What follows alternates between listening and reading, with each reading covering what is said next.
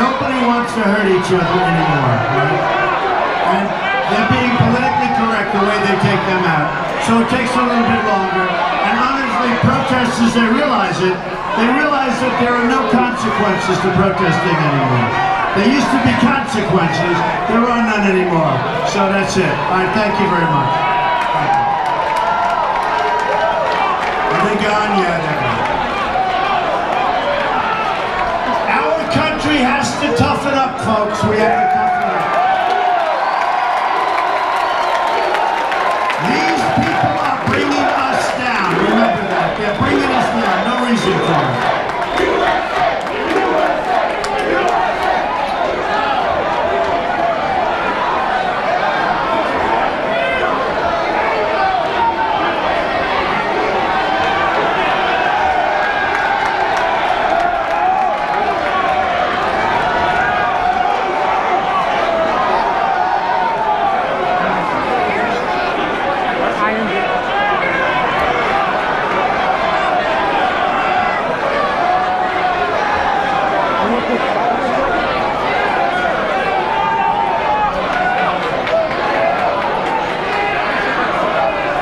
These people are so bad for our country, you have no idea, folks. You have no idea.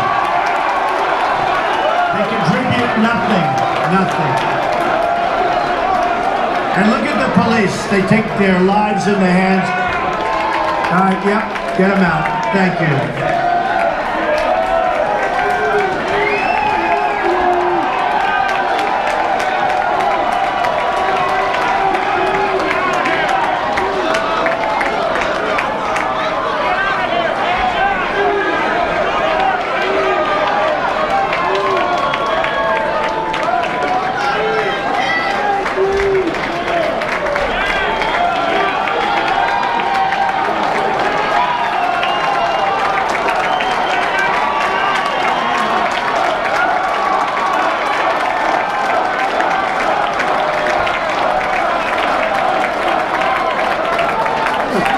Are they out? Are they out?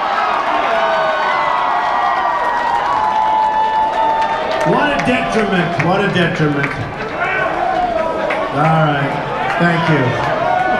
Thank you. That right corner is interesting. That's an interesting corner. Okay, thank you. We better get our country going, folks, because that's the kind of stuff, it's taking us down. It's taking us down fast. There has to be some decorum. There has to be some law and order in our country. Okay? There has to be some. The hatred in this country is incredible. The divisiveness is incredible. And we're going to end it. We're going to do things. We're going to end it. Can't be like this. Just can't be like this. You have it all over. You have it all over. But we got to do something, because you just can't, you know, you go on like this. These are people, I want to talk to them. I'd love to meet those people for 10 minutes. What do we want? Think of it. What do we want? We want homes, we want education, we want good borders, we want a strong military, we want a good job. Our jobs are being taken away because we have people that don't know what the hell they're doing in Washington. Our jobs are disappearing. What do we want? And they can't want anything more. They can't want anything more. We want good trade deals. We don't want to lose hundreds of billions of dollars a year for the sake of trade. What does it mean, trade? I want trade where we make money, we don't lose money. We lose our jobs, we lose our factories, and then on top of it, we have wackos like this going for 10 minutes.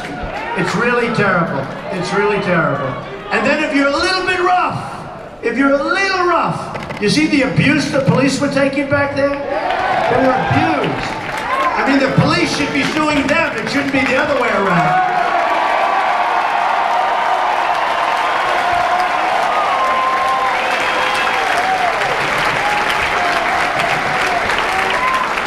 And these people in the media, the most dishonest human beings on earth, they are the worst.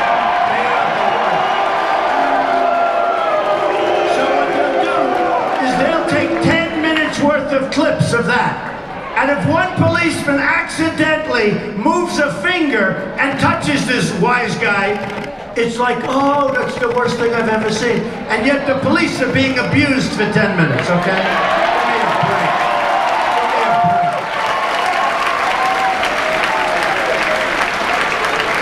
Give me a break. We better toughen up, we better smarten up, and we better stop with this political correctness because it's driving us down the tubes.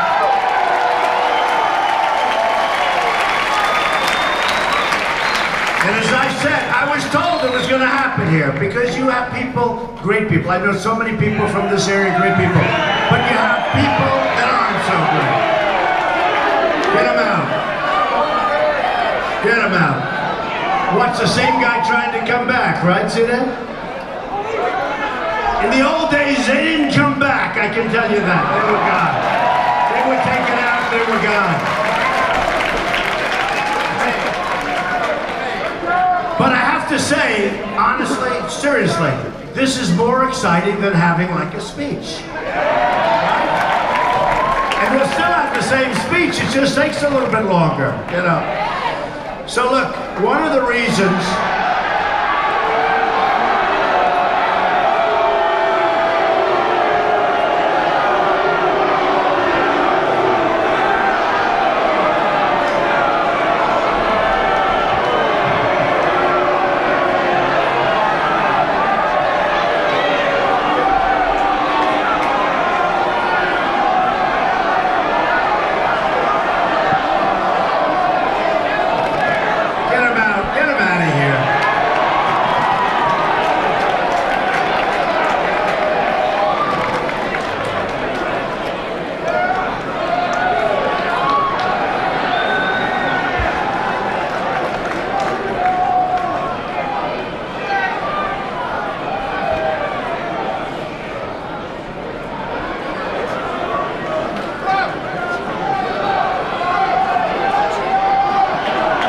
thank you.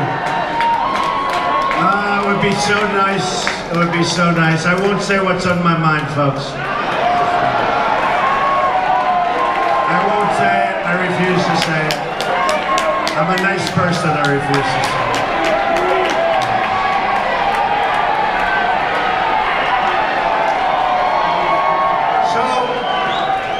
One of the reasons this whole movement, and it is a movement, it's a movement, it's been covered on Time magazine covers many, many times now. It is a movement, like they say, they've never seen before in the history of our country. That's the movement we're talking about.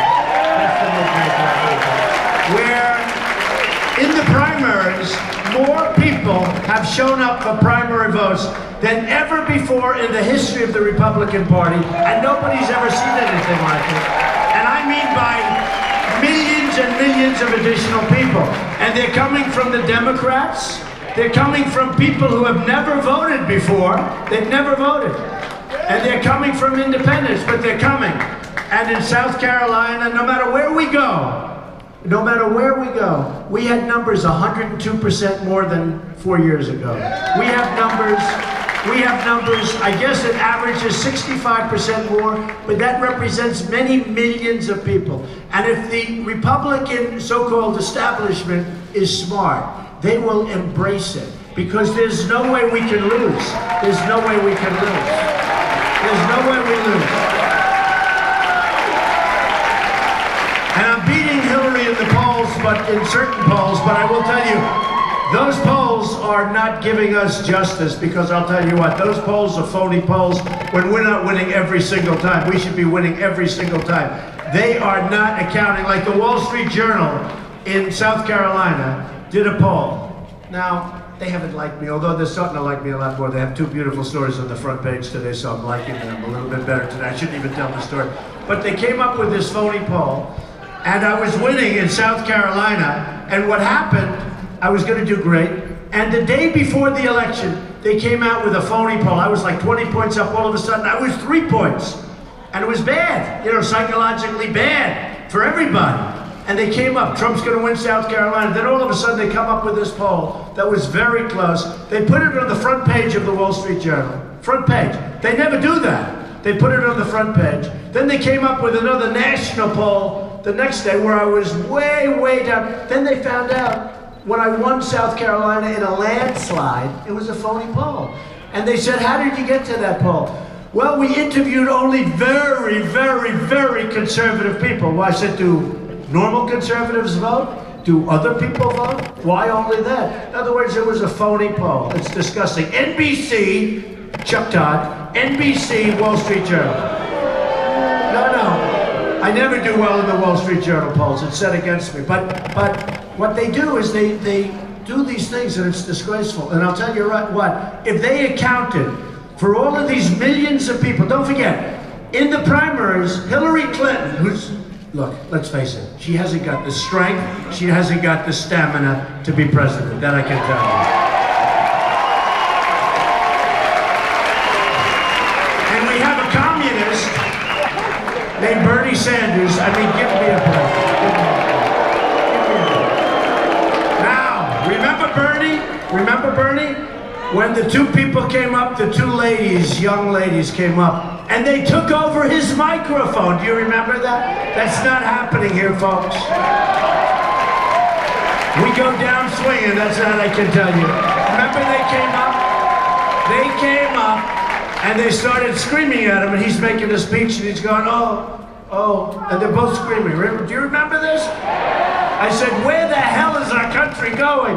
And the audience wanted to hear him, okay? Which I understand, that's why they came. And they're saying, no, we want to hear him, we want to hear him.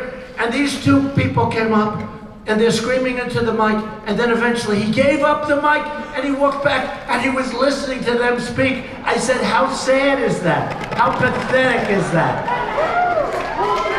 I don't know, that might be almost as bad as Hillary with her emails, but not quite, right?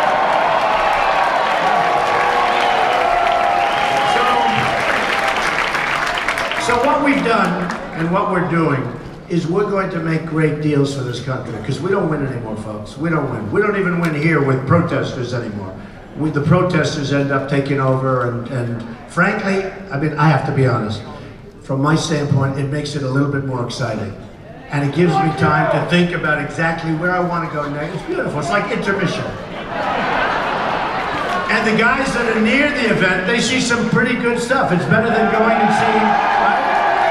These guys are great.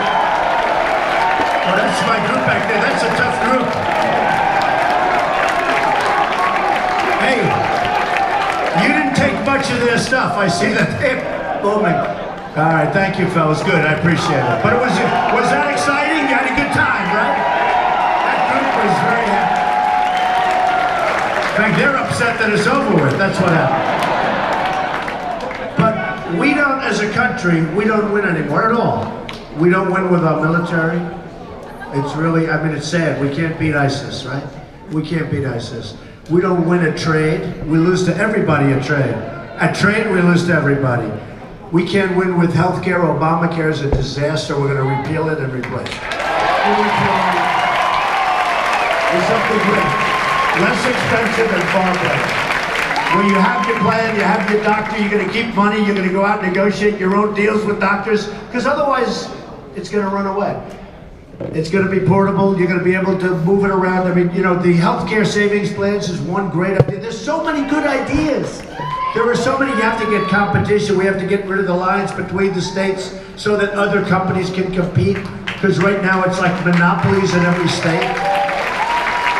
We're going to have great health care. And you know the amazing thing? It's going to cost, very amazing, it's going to cost the country less, and it's going to cost the people less. I mean, how good is that? And they're going to be tailor-made plans, they're going to be fantastic plans, but the country and the people, you know, Obamacare, your Obamacare numbers are going up 35, 45, 55%, the premiums. And the deductibles are so high that unless you're close to death, you'll never be able to use it. Is that a correct statement? No, it's so high. So you're paying a fortune and you're never going to be able to use it. It's a disaster. Now in 17, it dies of its own weight, because all the people that they didn't want to have, not that they're bad people, but these are the people that aren't going to make the plan fund out. All of the people that they thought they wouldn't have, they're having. All of the people that can pay for it aren't going in. It's a disaster. So it's a catastrophe that's waiting to happen.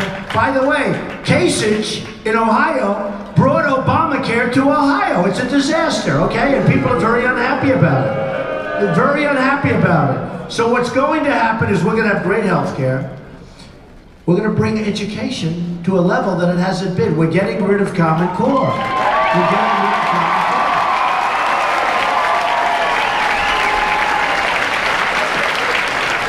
And we're going to have local education. We're going to have it localized. We're going to have our teachers and our parents and all these people that love our students. And we're not going to be guided by a bureaucrat in Washington, D.C.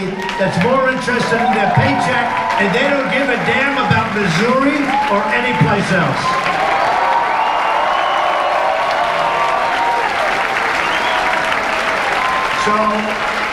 So we're going to start winning again. But I'll give it to you on trade because, you know, interestingly, when I first came down on June 16th and I said I'm going to do it, and it looked like the Academy Awards, there were so many, look at all those cameras back there still. But they do follow us, folks. They do follow us. But with all of that, and I came down and I said, okay, and I gave the speech, and I talked about illegal immigration. And boy, did we have a thunderstorm. Is that right? Rush Limbaugh was all over the place saying, he has suffered the greatest incoming of anybody in history that I've ever seen. I did. Incoming meaning from them.